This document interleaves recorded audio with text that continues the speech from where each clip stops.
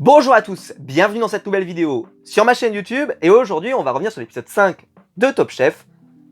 C'est un vrai plaisir pour moi de vous parler de Top Chef chaque semaine, mais la semaine dernière c'est vrai que j'avais pas été très emballé par l'épisode, je vous l'avais dit. Et cette semaine je trouve que l'épisode a été excellent, un classique, un très bon épisode de Top Chef comme on s'y attend.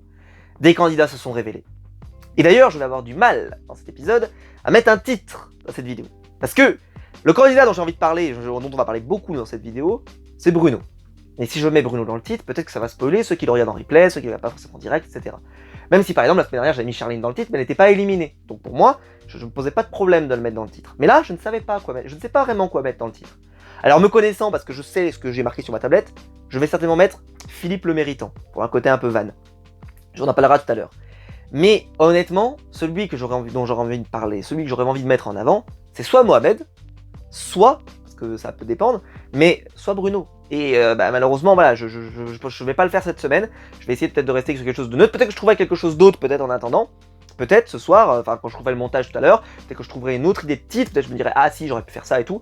Mais bon, c'est comme ça. Alors, Bruno, donc l'équipe, le première épreuve, c'était qui peut battre Philippe Etchebest, un classique de Top Chef, pardon, qui cette fois-ci était accompagné de Paul Perret, grosse surprise. Et déjà, je vais parler de la prod, parce qu'on parle jamais trop souvent de la prod. Alors déjà, bon, mention spéciale comme d'habitude, pas trop de pub, etc. Donc ça, on va pas y revenir.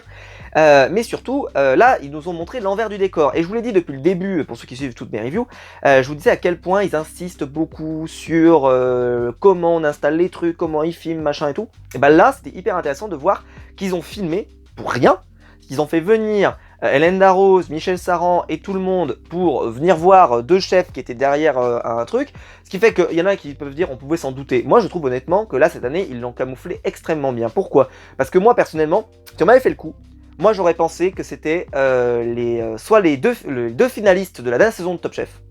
C'est-à-dire par exemple, je sais pas moi, les deux derniers finalistes, excusez-moi, ou alors les deux derniers gagnants, ça aurait pu être sympa aussi, les deux derniers gagnants, mais je pense quand même qu'Adrien aurait été attendu.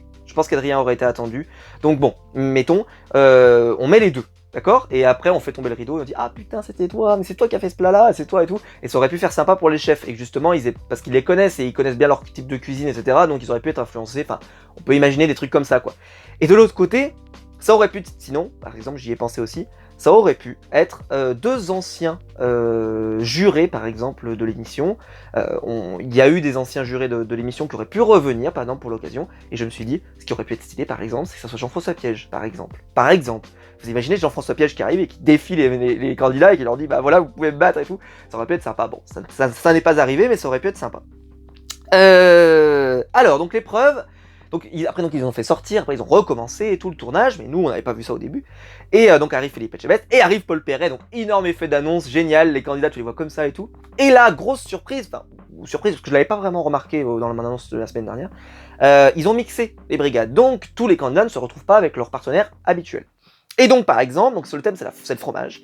Et donc Charline va se retrouver avec Bruno. Donc Bruno hyper discret dans l'épisode, et puis depuis toujours, hein, depuis le début, on le voit très peu. C'est vrai que c'est un candidat, je pense, dont j'ai jamais parlé depuis le début. Même si je trouvais qu'il était plutôt bon, mais rien ne m'avait plus emballé pour que j'ai vraiment envie d'en parler. Et surtout avec Charline.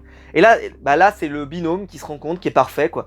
Parce que vu que lui il est assez discret et que elle est un petit peu moins discrète justement, mais qu'elle a pris un petit peu confiance grâce à l'épreuve de la semaine dernière, de la dernière chance, et ça a fait un super mix parce que les deux ils se sont super bien entendus, ça a avancé très très bien et tout, et ce qui fait qu'ils vont égaler Philippe Etchebest et Paul Perret, bravo à eux.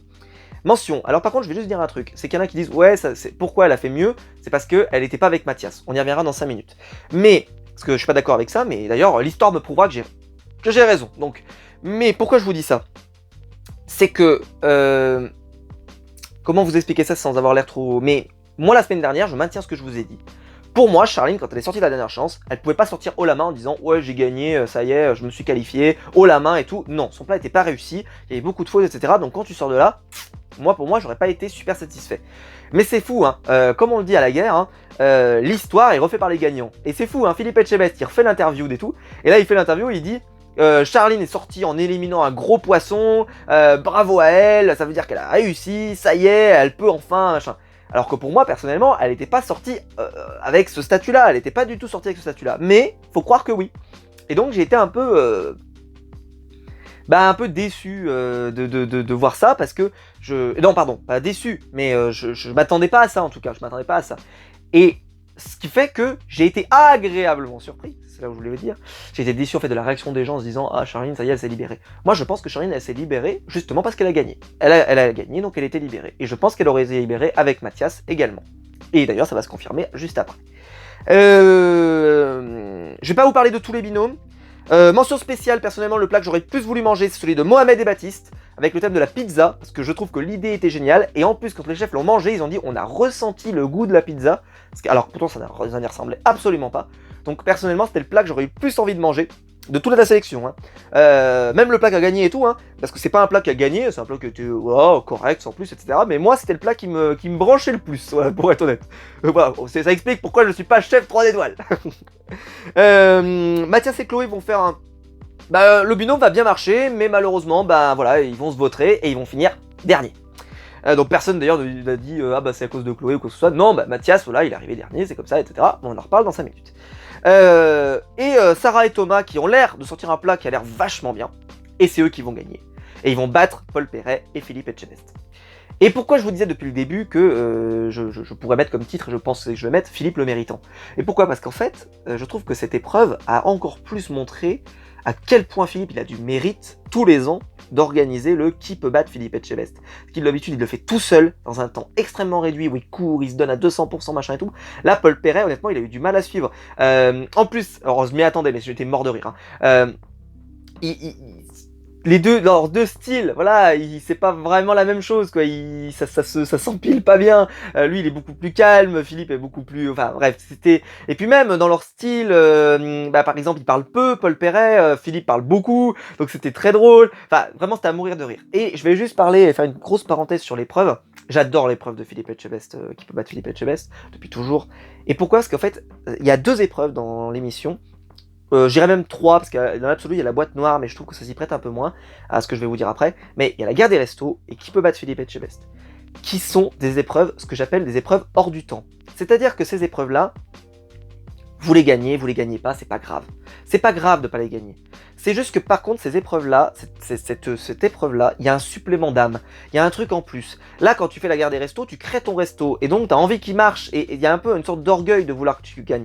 T'es pas simplement dans je veux gagner parce que je veux accéder à la semaine suivante. Là, il y a un petit supplément. Et là, c'est pareil. Il y a un supplément d'âme dans cette épreuve parce qu'il y a du chambrage, parce qu'ils s'auto-challenge presque tous, c'est-à-dire que Philippe challenge les candidats pendant qu'ils travaillent, et donc ça se challenge, ça se vanne, machin. Et ce qui fait que gagner ou pas gagner, on s'en fout, ils se sont éclatés à travailler. Personne n'est déçu, vous voyez, personne n'est déçu quand ils perdent. Parce qu'ils perdent, ok, ils ont perdu contre Philippe Etchebest, ok, très bien, j'ai envie de dire, vous perdez contre un meilleur ouvrier de France, c'est pas grave, il y a pire dans la vie, quoi. Et puis, c'est pas l'épreuve éliminatoire, donc vous vous rattraperez l'épisode d'après, ou juste l'épreuve d'après d'ailleurs, ça va se confirmer d'ailleurs aujourd'hui, mais... Et je trouve que ça donne, et c'est ce que je vous dis souvent, c'est que Top Chef il y a une bonne vibe qui se dégage de Top Chef. À chaque fois, c'est le cas. Il y a toujours cette bonne vibe où tu arrives et tu te dis ah ouais, l'ambiance elle est top, c'est cool, voilà. Et je sais pas ce que vous en pensez, dites-moi ça dans les commentaires, mais moi je trouve que là, le fait de gagner ou de pas gagner, effectivement c'est très important, bien sûr, pour le jeu, et puis pour avancer la semaine prochaine, etc. Mais je trouve que cette épreuve, elle est un peu hors du temps. Et que c'est pour ça qu'elle est aussi sympa à suivre, parce que les candidats, ils sont cool, ils sont fun, ils sont drôles, ils se challenge, ils se vannent déjà d'habitude, mais d'habitude c'est les chefs qui se vannent. Là, ça permet de faire ressortir des personnalités de candidats, comme je dis, Mohamed, il a été génial, Baptiste, il était génial, même Charline et Bruno, honnêtement, ils étaient top, pourtant ils sont discrets, mais c'était top. Bref, enfin honnêtement, je me suis régalé à les voir. Et chaque année c'est le cas, mais je me suis régalé. Et je vous avais dit donc la semaine dernière, si vous vous souvenez, que j'avais pas été emballé plus que ça, et en particulier parce que le chef qui avait été choisi pour la première épreuve, elle avait pas été terrible. Bon là, forcément c'était génial. Hein. Donc c'est Sarah et Thomas qui vont se qualifier, parce que voilà, leur plat avait l'air très très bon, etc. Et donc ils sont qualifiés, et ils passent à la semaine prochaine. Philippe et Paul, eux, finissent deuxième ex-aequo, et ils sont à côté de Bruno et Charline. Alors, je vous avais dit donc la semaine dernière, il y a eu Pierre Gagnère, Monsieur Pierre Gagnère, mais qui malheureusement n'avait pas eu des plats exceptionnel malheureusement, ce qui va être le cas cette semaine par contre. Et la première épreuve où il y avait un chef, excusez-moi j'ai encore oublié son nom, je suis vraiment désolé, mais qui malheureusement voilà je le trouvais pas foufou, l'épreuve en plus avait pas été terrible, les plats étaient pas terribles et en plus voilà il avait l'air un peu, bref. Et ben là mais voilà, c'est l'inverse de tout ce que je viens de vous dire là, c'est-à-dire que là on est plus dans le cas de Pierre Gagnère quoi, c'est-à-dire que c'est un chef qui arrive. Il est content d'être là. Il a envie d'être là. Il est là pour s'amuser, il est là pour s'éclater. Lui, je veux dire, il joue pas sa vie sur ce concours. Mais il est venu là pour s'éclater. Il y a la divination du mec, comme quand il y a Pierre Gagnère qui vient, ou comme quand il y a Yannick Aleno, des gens comme ça. C'est-à-dire que le mec, il arrive, c'est le pape de la cuisine, quoi. C'est Paul Bocuse, quoi. On pourrait presque schématiser ça comme ça. Mais voilà, c'est cette idée-là, quoi. Quand le mec, il arrive, tu fais, ah ouais, bravo. Et il se pointe, il arrive, il rentre dans la cuisine. Et le mec, très simple, dans la simplicité. Pourtant, tu sens que c'est un boss du game, mais très dans la simplicité, et c'est tout ce qu'on veut dans Top Chef, et justement, même si par contre il va avoir justement des demandes qui sont pas du tout dans la simplicité, donc le thème c'est la soupe, alors moi je me suis dit ça va, mais en fait c'est la soupe en spectacle, thème qui revient tous les ans, pareil le spectacle, on se souvient du flambadou d'Adrien l'année dernière, et donc Guy Savoie, donc le juré donc je l'ai trouvé génial, et donc il fallait faire une prestation, donc ils étaient renouveau cette fois-ci en brigade, ils reprenaient leur couleur d'origine, etc. Et alors je vais vous dire un truc que j'ai adoré, c'est que donc il y a un seul candidat sur les deux qui vient faire sa prestation. Il y en a un des deux, il n'y a pas les deux. Et ça a permis de révéler encore plus des candidats, et celui qui s'est révélé, alors il y en a un autre qui s'est révélé dont on va parler dans 30 secondes, mais le premier qui s'est révélé, c'est Bruno, c'est celui dont j'ai envie de parler. Pour moi ça a été son épisode, parce que j'ai été tellement triste pour lui. Parce que dans la première épreuve, je trouve que déjà avec Charline, ça avait super bien marché, donc j'étais content pour lui. Puis là, il arrive, c'est la deuxième épreuve. Très bien. Il fait une super prestation. Je trouve que son plat, il a l'air abouti avec son binôme et tout, ils sont top et tout. Et il se lance son truc. Ça a l'air génial. Il y a un truc un peu chimie, un peu... Alors pas cuisine moléculaire, mais voilà. Il te dit, je l'ai déjà fait, ça va marcher et tout. Et là, le jour J, ça marche pas. Et je l'ai tellement vécu, pour ceux qui ne le sauraient pas encore au fond de la classe, je suis professeur dans ma vie, et j'ai déjà vécu. Par exemple, j'arrive en cours, j'ai prévu un cours sur un vidéoproche, je dois le faire sur ce vidéoproche parce que c'est ce que j'ai prévu, et là, pour des raisons X ou Y, le vidéo ne marche pas. Alors qu'il a marché tous les jours, avec ce jour-là, alors que tu as besoin du vidéo, parce que c'est ce jour-là que tu en as besoin, ça marche pas. Tu vas essayer pendant 5-10 minutes d'essayer de le faire marcher, après tu vas finir par changer d'avis, mais au début, t'as un peu d'orgueil, t'essayes que ça marche, tu te dis ça marche. Le temps vous paraît interminable. Je l'ai vécu, le temps paraît interminable. 1 minute vous paraît 10 minutes, 2 minutes vous paraît 1 heure, 3 minutes vous paraît une journée carrément. Parce que vous avez des gens qui vous regardent, alors là j'ai envie de dire, vous avez qu'un chef qui vous regarde, mais vous êtes très près. Moi j'ai presque 25 élèves ou 30 élèves des fois qui me regardent, et qui me regardent me vautrer en direct, et qui ne feront strictement rien. Et enfin, je veux dire, ils peuvent rien, je veux dire, ils sont pour rien. Et ben là, c'est pareil, le chef ne peut rien faire pour toi, malheureusement. Et voilà, tu t'es vautré. Et terrible pour Bruno, parce que son plat, il avait l'air top. En plus, la critique que va faire le chef en goûtant, c'est que c'est pas assez relevé, quoi, que ça manque un peu de punch. Il dit c'est un bon plat, c'est pas un très bon plat, parce que malheureusement, ça manque un peu de... Voilà.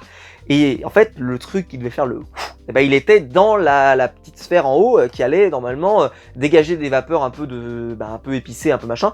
Et malheureusement, ça n'a pas marché. Et j'étais déçu pour lui, et comme je l'ai dit, je l'ai vécu moi-même, donc voilà, j'étais déçu pour lui, j'étais trop triste. Et je me suis dit, ah Bruno, et il a eu du mérite, parce qu'en plus, comme je l'ai dit, il était tellement timide d'habitude, que là, il se retrouve, ça marche pas et tout, mais quel enfer, mon Dieu, quel enfer. Bravo Bruno, honnêtement, bravo. Moi, je dis bravo parce que il s'est pas démonté, il est quand même resté sur ses deux jambes, il a trouvé une solution, d'ailleurs c'est très drôle, c'est Stéphane Rothenberg qui dit « Bon, de toute façon, il faut quand même servir quelque chose !» Ça aurait été trop drôle qu'il y ait un mec qui dise « Bon bah désolé, je repars avec, vous mangez pas, chef, allez, je me marre !» Ça aurait été génial, quoi.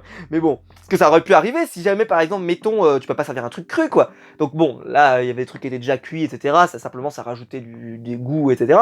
Mais mettons que c'était un truc où il fallait absolument que ça cuise avec ça. Si jamais tu peux pas cuire, tu peux pas le servir, tu peux pas donner de la viande crue à un chef, etc. Donc bah tu dégages, c'est terminé, tu leur dis bah je peux pas vous le servir monsieur chef, c'est pas possible, sinon je vais vous tuer quoi. Ça aurait pu arriver quoi. Voilà, donc en tout cas très bien. L'assiette de Mohamed, alors là Mohamed, la prestation de Mohamed était géniale, donc je dis assiette de Mohamed, mais je sais qu'ils sont en binôme, c'est juste je parle de la personne qui est venue présenter le plat. Et là, donc, génial, le côté, il arrive avec ses œufs, machin. En plus, je trouve que l'idée était top. Moi, j'ai adoré. Puis il avait le bagou. Enfin, tout ce qu'on voit de Mohamed depuis des semaines. J'arrête pas de vous dire que Mohamed, il a pris une dimension dans son équipe. C'est incroyable. J'espère qu'il va rester longtemps. S'il partait, je serais dégoûté. Moi, je veux qu'il reste longtemps. Je le trouve génial. En plus, il a souvent des super idées. Il est toujours à l'écoute dans ses équipes, justement. C'est pour ça je trouve qu'il a une très bonne position de leader. Parce que il est en leader, mais il écoute bien. Il est... Enfin, voilà, vraiment, j'aime énormément. Et j'ai trouvé ça très très cool. Et ensuite, alors là, vous avez les accros du bricolage, avec Mathias qui arrive avec une perceuse. Et il y avait aussi un chalumeau aussi. Alors ça, c'était très très drôle. Et alors bon, Mathias et Charline se retrouvent donc en équipe. Donc ils ont fait un thème avec la noix de coco, qui a enfermé la soupe à l'intérieur. Et après, ils perçaient la noix de coco pour pouvoir faire sortir le truc. Et là, le chef dit, c'est génial, c'est sublime, etc. Bah, j'ai envie de dire, c'est le plat des deux que l'on juge. Donc c'est Charline et Mathias. Et d'ailleurs, ils vont gagner, et puis c'est mérité, parce que même si les autres ont fait des très belles prestations, honnêtement, c'est le chef, tu sentais que c'était celle-là qu'il avait trouvé vraiment exceptionnelle et extraordinaire, et vraiment géniale. Et donc Charline, effectivement, pour moi, elle a percé ce plafond de verre. Ça y est, elle s'est révélée. Mais je le dis, là, vous voyez, elle se retrouve avec Mathias. Ça n'a rien changé. Elle s'est retrouvée également révélée. Et le travail des deux a très bien marché. Et ils ont réussi à produire quelque chose. Donc je pense que c'est... Je le répète, mais j'en suis quasiment convaincu. Je pense que le problème qu'on avait relevé il y a 2 épisodes venait du fait que Charline n'avait peut-être pas suffisamment confiance. Et que quand elle s'est lancée sur un truc et qu'elle n'était pas sûre, et le fait de demander... dans le rush et tout, comme je l'avais dit, mais vous pouvez aller revoir ma review, je vous avais expliqué que c'est vrai qu'il a eu l'air un peu sec, Mathias. Et là, justement, non, il n'y a pas du tout ce rapport d'inégalité qui est installé, parce que là, les deux sont bien conscients de leurs forces et ont envie de travailler ensemble, etc. Et justement, ça donne une très belle prestation, et les deux se qualifient haut la main, bravo à eux. Et donc ça, je tenais à le souligner, parce que, voilà, je le vois sur les réseaux, Mathias se fait bien tailler, et ça m'a fait beaucoup rire. Et donc après, période de l'épreuve finale, de la dernière chance. Et là, grosse surprise, Baptiste se porte volontaire pour Paul Perret. Parce que, alors j'ai trouvé ça très intéressant, les arguments qu'il a sortis. Il a dit déjà, je veux pas refaire et j'en ai marre de faire des épreuves à 2, parce que j'ai jamais l'occasion de prouver ce que je veux tout seul. Ce qui est intéressant. Je trouve que c'est quand même intéressant à souligner. Même si, je sais pas, parce qu'il y a eu des épreuves tout seul, mais ça veut dire qu'il n'a pas été satisfait en tout cas de ce qu'il a fait en épreuve tout seul, on peut supposer. Même si je me souviens plus des scores qu'il avait fait à ce moment-là, donc peut-être que je me trompe, peu importe. Et que là, justement, depuis quelques temps, il n'est pas satisfait et tout, et donc là, il dit à Paul Perret, au chef, moi je veux y aller, je veux me qualifier, je veux me qualifier haut la main, et j'ai trouvé ça, mais très courageux dans l'absolu, parce qu'il aurait pu partir petit bras et dire voilà, je passe et tout, tranquille. Non, il a dit je veux y aller, et moi surtout je veux être coup de cœur. C'est-à-dire que là il y a cet objectif de je veux y aller, mais en plus je veux ressortir de là, comme je vous avais expliqué la semaine dernière avec Charline, c'est-à-dire que je veux ressortir de là avec le confiance remis à 100%. Je veux faire le plein de la voiture, le gasoil, et je veux repartir avec le maximum de confiance. Là j'ai une petite chute de confiance, je veux justement remontrer que je suis un peu voilà. Surtout que c'est un candidat que j'avais assez peu relevé jusque-là. Donc justement le fait qu'il ait voulu prouver, je trouve que ça m'a fait vraiment le remarquer. Donc Baptiste, bravo. De l'autre côté, c'est Chloé qui a été choisie. Pour moi, c'était le choix logique. J'aurais absolument pas toléré qu'elle envoie Mohamed. Honnêtement, Mohamed, il a défendu son truc. Il est allé devant les chefs, il a fait machin, il a tout fait. Bordel, Mohamed, il a tout fait pour y arriver. Il a défendu son bout de gras. Chloé, voilà, elle était dernière avec Mathias. Il n'y avait aucune raison que Mohamed se retrouve en dernière chance. J'étais bien, voilà, pour moi c'était le choix logique, donc pas de souci. Et Bruno, lui, Bruno est choisi. Pour se révéler, parce que Michel Saran pense qu'il faut qu'il se révèle, parce qu'il est encore un peu renfermé, justement je pense que c'est voilà l'épreuve la dernière fois, c'est vrai que même s'il était pour moi pas si mal à l'aise que ça face à Guy Savoie, qui a été génial, je le répète, mais voilà, il avait envie qu'il sorte de son cocon, et surtout voilà, c'était l'opportunité. Donc le thème c'était le magret de canard, donc un thème assez ouvert, parce que je m'attendais, personnellement, j'ai déjà fait cuire du magret de canard, attention, je suis pas top chef, mais j'en ai déjà fait, et je sais que c'est quelque chose quand même qui est assez répandu en cuisine. Et donc, grosse surprise, Baptiste, c'est pas sa spécialité. Il fait assez peu de magret de canard, il a déjà fait, mais il dit c'est pas ma spécialité, j'en fais assez peu parce que je trouve ça assez gras, etc., c'est pas trop mon truc. Donc il arrive, il dit moi je vais faire un magret de canard façon ceviche, c'est-à-dire un côté un peu cru, et en plus il se rajoute la difficulté, il est malade ce mec, il fait en plus un sucré salé en plus. Donc c'est-à-dire que là il s'est mis des difficultés dans tous les sens, ce qui est assez rare en dernière chance, parce qu'en dernière chance souvent on arrive avec un plat dont on sait qu'au moins techniquement il sera bon, pour pas se faire avoir sur la technique, et après on verra ce que ça donne. Mais là, lui, il a vraiment pris un gros risque quoi. Et vous l'avez vu si vous avez vu l'épisode, ça a payé puisqu'il a fini coup de cœur absolu. Paul Perret, il a dit mais c'est génial, c'est peut-être un de mes plats préférés. Michel Saran, qui est là depuis longtemps, lui a dit c'est peut-être un de mes 10 plats préférés depuis que je suis dans le jury de Top Chef. Bref, il passe haut la main et ça confirme ce que je vous disais tout à l'heure, c'est que là, contrairement à Charline la semaine dernière, qui elle pour moi pouvait pas sortir vraiment en sortant les bras et en disant oh je suis le patron, c'est moi elle patronne. Non, là par contre le mec lui il peut sortir en disant je suis elle patronne, j'ai été coup de cœur, donc ça y est, hop, j'ai refait le plat dans la voiture comme je l'ai dit et je suis prêt à aller jusqu'en finale et gagner quoi. Je schématise un tout petit peu mais c'est un peu l'idée qui en est ressortie de mon côté. Chloé elle va faire un magret farci avec du foie gras. Moi je pensais que ce serait ce plat là qu'elle allait perdre. Pour une raison simple, c'est que pour moi magret plus foie gras, plus je crois qu'elle met des champignons et tout, je me suis dit c'est quand même un peu lourdingue. Alors elle a dit que c'était un plat justement qu'elle voulait qu'il soit généreux, parce que c'est une cuisine généreuse, tout à fait. Mais quand même magret, moi j'en mange, magret c'est quand même déjà assez costaud, plus le foie gras, je me suis dit ça risque peut-être de faire un peu lourd, mais ça n'a pas été relevé par les chefs, donc peut-être qu'effectivement tout ce qu'elle a mis à côté a permis de vraiment l'alléger, en particulier le bouillon et tout, enfin bref, voilà, j'en sais rien. Mais en tout cas, enfin la sauce, je veux dire, au vin rouge, c'est ça de mémoire. Voilà, mais bon, le plat en tout cas a bien plu. De toute façon, tous les plats ont plu. Donc là, vous voyez, c'est l'élément inverse de la semaine dernière. La semaine dernière, vous partiez sur un plat pas abouti. Là, tu pars sur un plat, tu te dis, bah, j'ai fait mon maximum. C'est-à-dire que le plat, il a été bon, les chefs l'ont aimé. Parce que pareil donc pour Bruno, lui va faire un truc épice agrumes. C'est ça son idée. Qui effectivement avait l'air moins original que effectivement le vin rouge de Chloé ou le ceviche de Baptiste. Et donc forcément, voilà. Mais le plat était très bon, ils se sont régalés, ils ont bien mangé, ils étaient très bons. Ils étaient très contents. Pareil pour le plat de Chloé. Bon, Baptiste, lui, il était sur une autre planète. Et le résultat, Bruno qui s'en va. Et qui malheureusement s'en va. Et c'est vrai que là on perd encore un chef qui j'ai trouvé une révélation sur cet épisode. Je l'ai trouvé touchant, je me suis vraiment intéressé à lui et je me suis dit j'aurais bien aimé, j'ai rien contre Chloé, mais j'aurais aimé qu'il se qualifie. Parce que le fait qu'il ait défié sa timidité, qu'il soit allé face au chef, qu'il ait cuisiné, qu'il se soit dit allez j'y vais, je présente mon plat, j'en suis fier, je me lance, machin et tout, j'aurais bien aimé qu'il soit récompensé. Ça n'a pas été le cas malheureusement. Peut-être que ça aurait pu en plus être l'épisode un peu rupture, c'est-à-dire que là d'un coup il serait sorti de là avec peut-être ça lui aurait remis un peu de confiance, même si quand il sort il fait une sortie très très belle où il explique que voilà, moi j'étais dans l'ombre, un peu dans mon coin et tout, et là je suis ressorti un peu en pleine lumière, donc ça m'a apporté énormément de choses. Bref, une aventure humaine comme l'est Top Chef, et donc bravo à lui.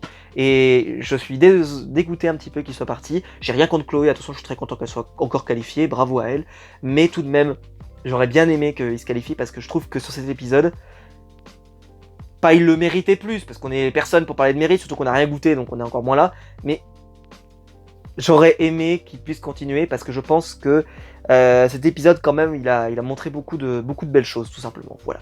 Dites-moi vous dans les commentaires ce que vous en avez pensé. N'hésitez pas donc à liker la vidéo, vous abonner, à la partager, mais vraiment je vous attends en commentaire pour revenir sur les sujets que j'ai abordés. J'ai pas parlé de tous les plats, je suis désolé, mais comme je l'ai dit, ces vidéos n'ont pas un but d'exhaustivité, sinon vous regardez l'épisode bien entendu, mais voilà, j'essaie de vous reprendre un petit peu les grandes tendances de l'épisode, et j'espère n'avoir rien oublié. Je suis très content de cet épisode qui était excellent, et l'épisode précédent n'était pas au niveau de mes attentes personnellement, et celui-là il a été plus qu'à mes attentes, donc je suis très content.